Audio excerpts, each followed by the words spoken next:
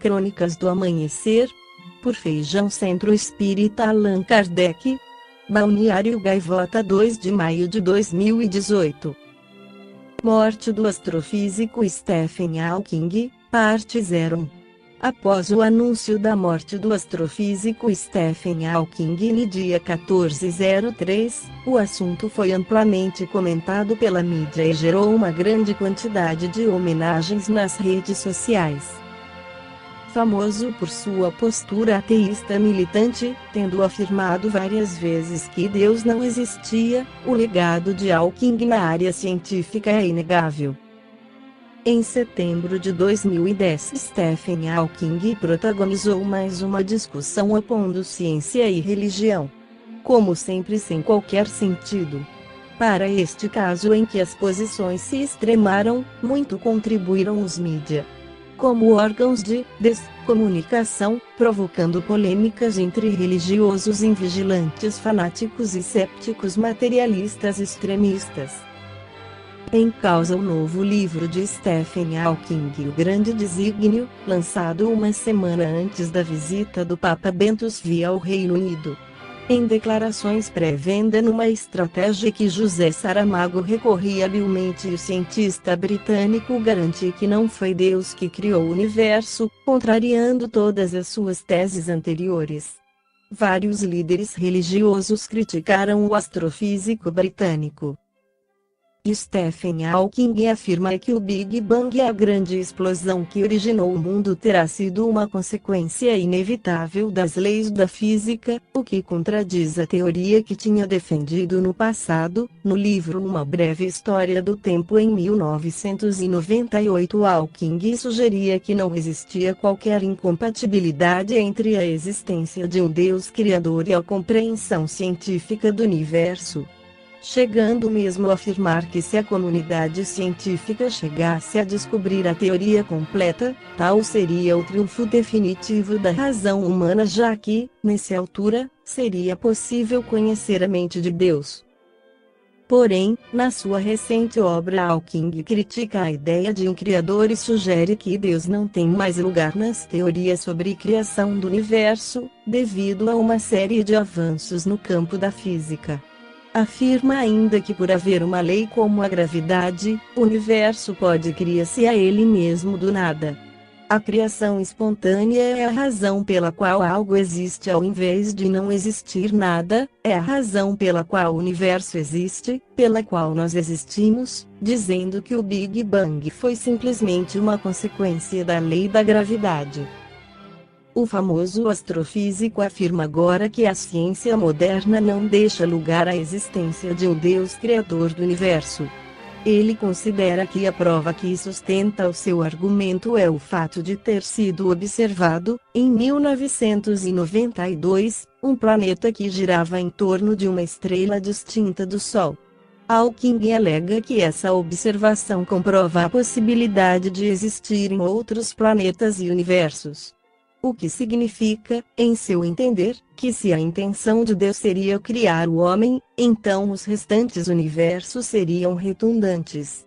Esta descoberta seria como um marco contra a crença de Isaac Newton de que o universo não poderia ter surgido do caos.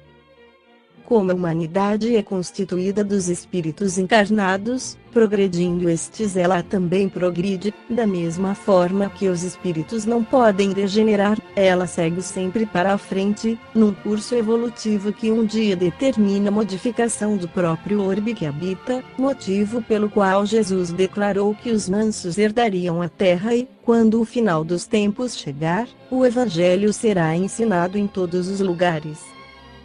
Foi a ignorância do homem e a sua incompreensão dos reais valores da vida que fizeram com que a ciência e a religião jamais se entendessem.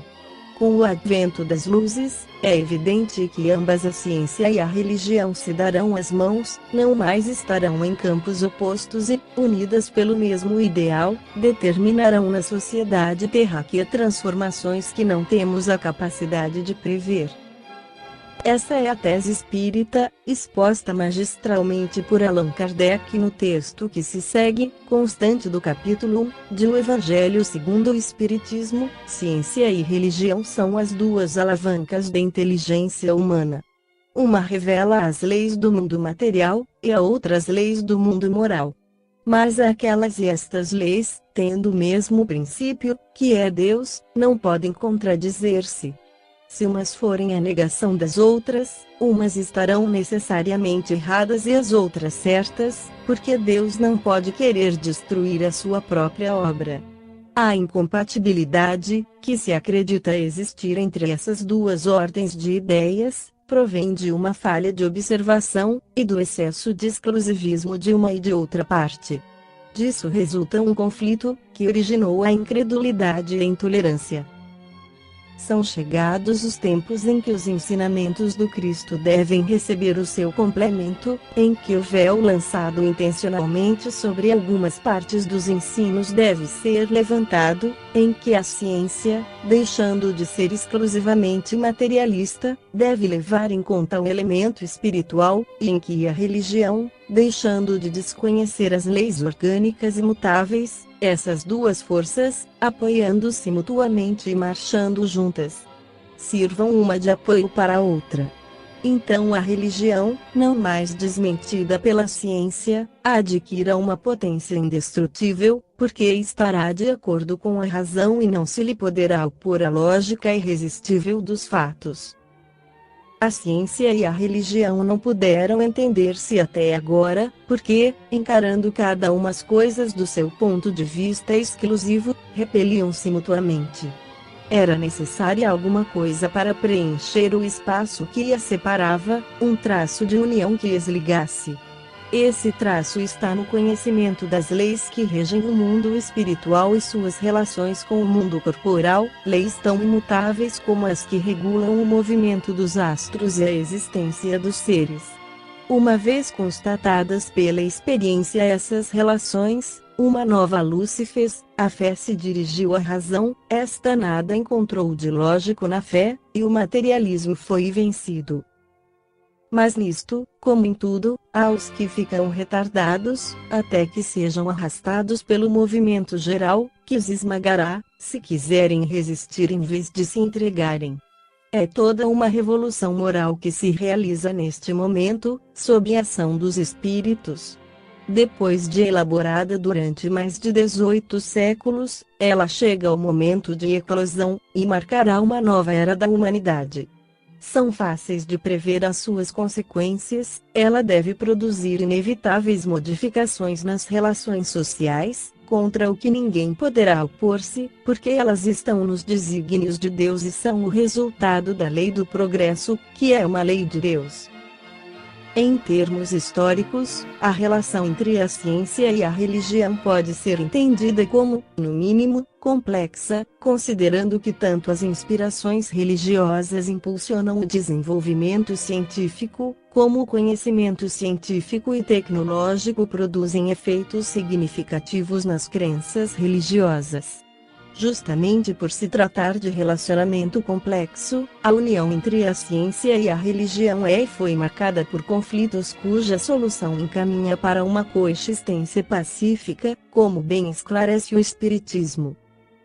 A ciência e a religião não puderam entender-se até hoje porque cada uma, encarando as coisas do seu ponto de vista exclusivo, repeliam-se mutuamente. Era preciso alguma coisa para preencher o vazio que as separava, um traço de união que as aproximasse. Esse traço de união está no conhecimento das leis que regem o mundo espiritual e suas relações com o mundo corpóreo, leis tão imutáveis quanto as que regem o movimento dos astros e a existência dos seres. Uma vez constatadas pela experiência essas relações, fez-se uma nova luz. A fé dirigiu-se à razão, a razão nada encontrou de lógico na fé, e o materialismo foi vencido. Estamos, pois, diante de um processo revolucionário, transformador das ideias que atingirá a humanidade de frente. É toda uma revolução moral que neste momento se opera e trabalha os espíritos. Após uma elaboração que durou mais de 18 séculos, chega ela à sua plena realização e vai marcar uma nova era para a humanidade. As consequências dessa revolução são fáceis de prever, deve produzir inevitáveis modificações nas relações sociais, às quais ninguém terá força para se opor, porque estão nos desígnios de Deus e resultam da lei do progresso, que é a lei de Deus. Esta foi a crônica do amanhecer de 1º de maio de 2018.